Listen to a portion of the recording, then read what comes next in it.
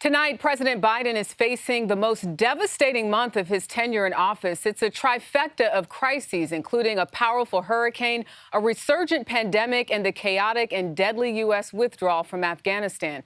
CBS News Chief White House correspondent Nancy Cordes joins us tonight with more on the president's latest actions. Nancy, good evening. Jerika, good evening to you. You know, President Biden directed the Pentagon to retaliate for Thursday's suicide bombing at the Kabul airport. And based on what we've seen this weekend, the military is already following through after losing so many of its own. The president and first lady paid their respects as the remains of 13 service members returned to U.S. soil at Dover Air Force Base in Delaware. 11 men, 2 women, ranging in age from 20 to 31. They were Marines, a soldier, and a Navy corpsman. Staff Sergeant Darren Hoover's father said his son died doing for others what they couldn't do for themselves. Best kid in the world. Couldn't ask for any better. Loved his family. His sisters absolutely adore him.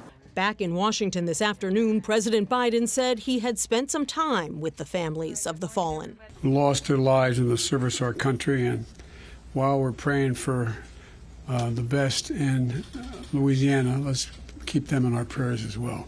They lost their lives in a mission that is set to wrap up in just 48 hours. National Security Advisor Jake Sullivan insisted that despite the hazards, any U.S. citizen left in Kabul can be evacuated if they wish. We have the capacity to have 300 Americans, which is roughly the number we think are remaining, come to the airport and get on planes in the time that is remaining. But getting to Kabul's airport is still fraught.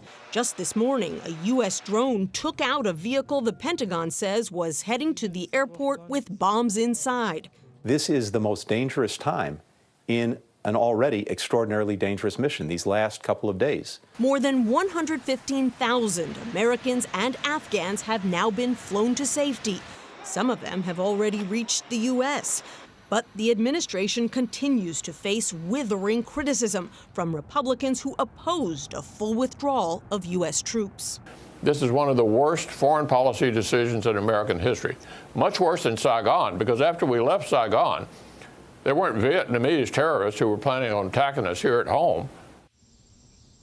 Nancy, still so many concerns. What happens to any Americans or eligible Afghans who don't get evacuated before the military pulls out on Tuesday? Well, Drika, today the White House put out a statement with dozens of other countries to say that they had received assurances from the Taliban that any foreign nationals or eligible Afghans would be able to leave the country even after the 31st. The problem is that obviously it becomes much more difficult to hold the Taliban accountable for those assurances once all U.S. troops are gone. All right, Nancy Cordes for us at the White House tonight. Thank you.